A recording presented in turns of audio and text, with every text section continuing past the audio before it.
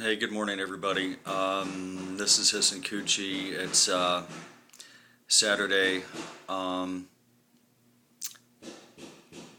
I don't really know where to start. If you don't like listening to my updates, then I suggest you just ignore this video right now.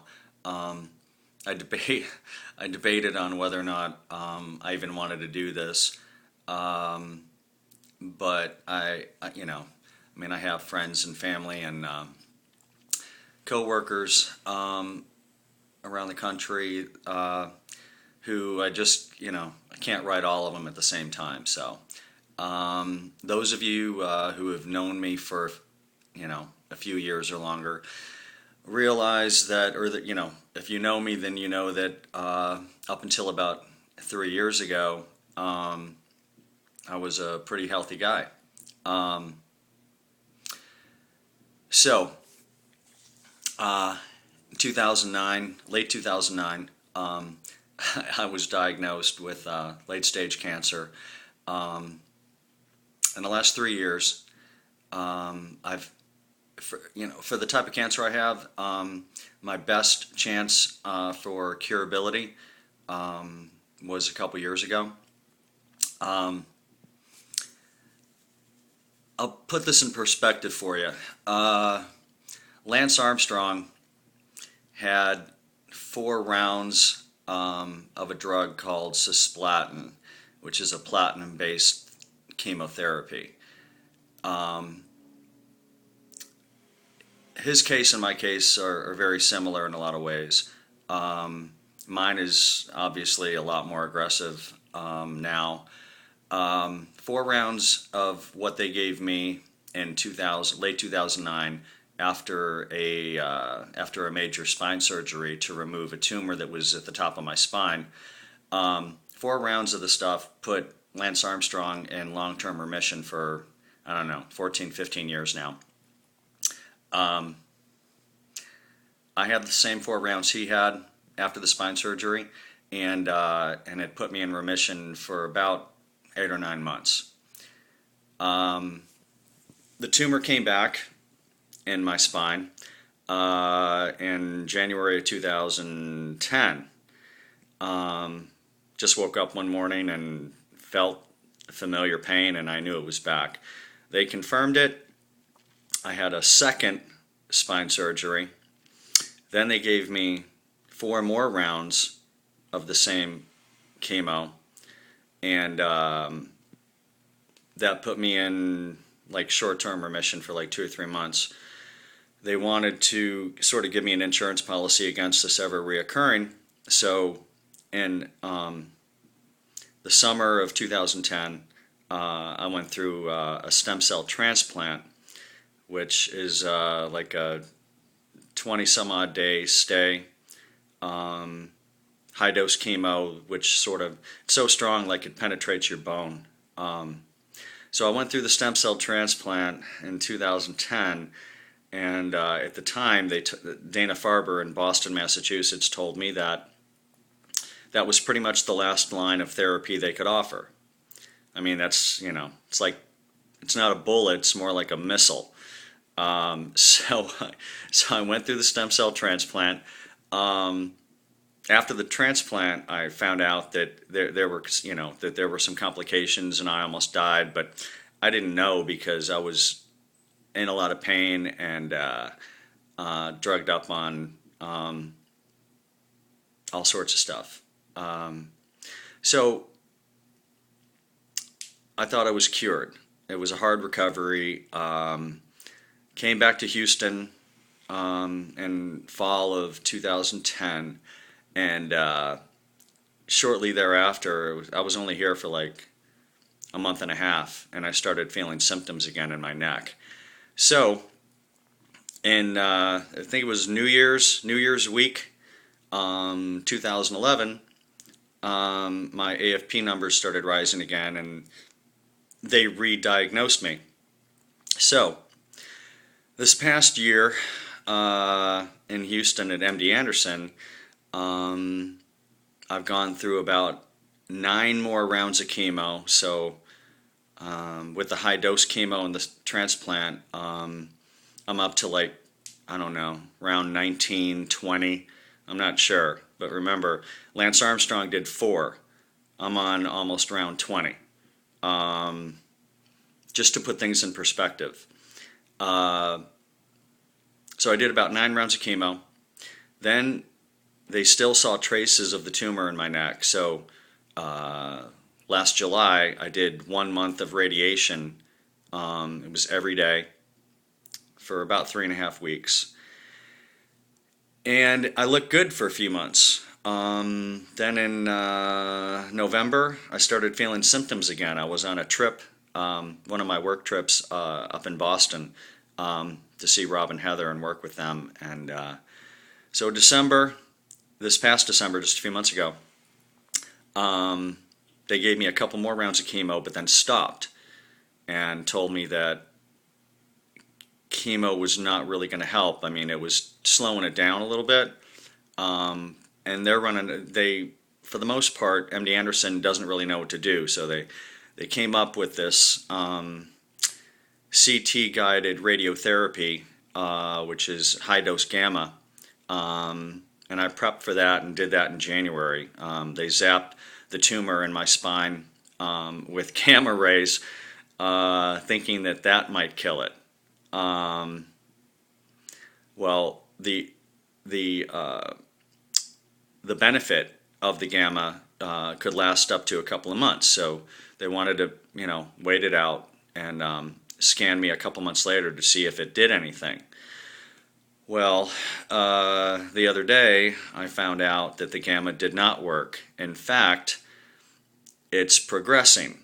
So this crazy tumor that is in a really awkward place. That's why it's hard to treat. It's in between my vertebrae and my spinal cord, but there's also some hardware in my neck, so it's in an awkward place. They think it's wrapped around a bunch of nerves, which causes pain.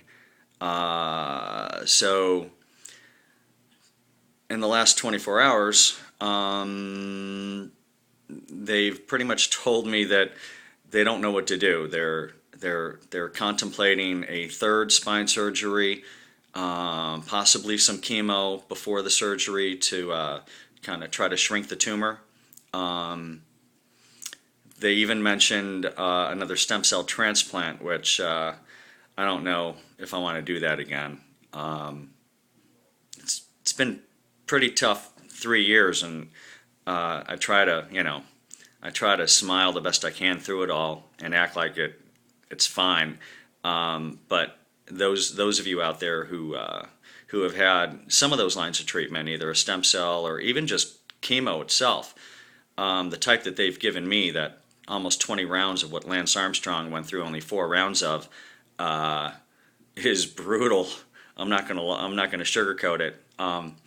And that's basically what my doctors are telling me in the last 2 days, that they're not going to sugarcoat it. They're discouraged that the gamma didn't work. It was a long shot anyway, but they're just pulling out all the artillery that they have.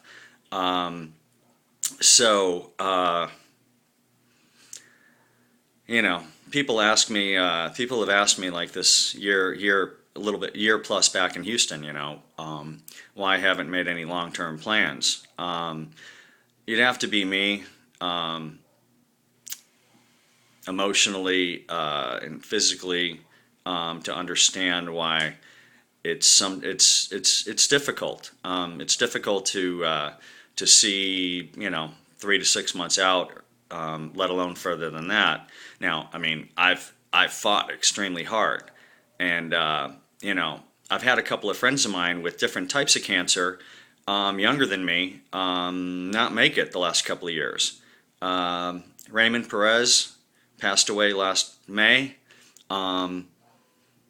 Kid that I grew up with who used to work for me, went to school with my sisters, Wesley Bodie, passed away a year and a half ago of lung cancer. These were younger guys. I mean, they were in their late 30s. So knowing what I know about my disease and all the treatment I've had, I mean, I understand the implications of what they're saying. I mean, they don't know how to stop it. When they start when they start throwing words around like clinical trials, I know I'm in trouble. But I've always managed a way to get through it, and I have a lot of good friends, and my family's been really supportive. So I have to decide here the next few days. I mean, of course, the doctors are going to give me their opinion, but I mean, it's really up to me whether I want to endure another stem cell transplant, if my body's strong enough to make it through another transplant. If I want to risk a third spine surgery. I mean, they weren't able to get it all the first two times because of the location. So can they get it a third time? I don't know. But they need to do something because I can't allow it to just progress and grow in my vertebrae and pressing against my spinal cord because, I mean, if it gets large enough, it'll just paralyze me.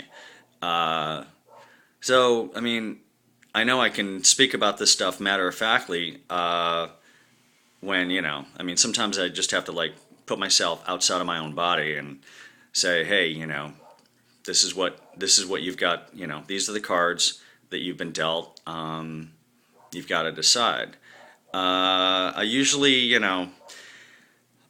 can joke about it and make light of it because, I mean, having a good attitude about this stuff, helps you get through it. I mean, 80 or 90% of treatment like this is mental attitude. I mean, if you go into it thinking that you can't do it, then you're not going to do it. I wouldn't wish this upon anyone that I know. And I know a lot of you who have, hung out with me and met me this past year in Houston. Looks like, I mean, the weird part is I don't look sick. Even through chemo, I kind of bite the bullet and act like I'm okay and, hang out with friends and family and they think I'm okay because physically I don't look impaired and I guess I don't look like, I'm dying. So there we have it. They're on what they call, this would be like the seventh line of treatment. And for my type of cancer in the United States, there's really only three lines. The first rounds of chemo, the second rounds of chemo. If neither of those work, they try, if your body can do it, they try the stem cell transplant. That's usually, I mean, that's the regimen in the United States. So I'm way past the stem cell. I'm radiation, gamma, chemo in between after the stem cell. I'm on what would be my seventh line of treatment, and I have to do something. So over the next few days, I need to sit down with the doctors and figure out what the possible outcomes could be, and what all the risk factors are. Again, I mean, even though I know what they are, it's not like I've done all this before, so my body is, already been through it. I'm already damaged and have side effects from it. So it's really up to me, I guess, what I want to try. It's like, pick your poison kind of thing. So anyway, I wish everyone out there well, and for anyone who's been through testicular cancer at advanced stages, you know what I'm talking about. People like Chris, Michael Westphal, who just did a stem cell last year. It's tough. And sure, I mean, there are people out there that have it worse than me. But even my doctors will admit at this point that they can't remember a case where someone has been through as much treatment as me in a short amount of time, and still managed to live, and move forward and whatever. Look as fabulous as I look, meaning that I don't look like I've been through all that treatment for the most part. So that's the update. I'm not really sure what I'm going to do, but I'm probably going to sit down with a couple of key family members here the next couple of days and try to figure it out. But for my family that's helped me this past year back, especially with my teenagers, I love you, and thank you for helping me and being there for me. And my friends, well, you know who you are. So, don't bombard me with text because I have no idea what I'm going to do. But I've got to do something here.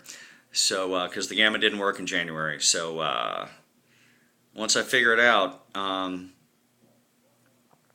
let y'all know. So, have a good weekend. I don't really know what else to say. Anyway, for those of you who are significant in my life, thank you.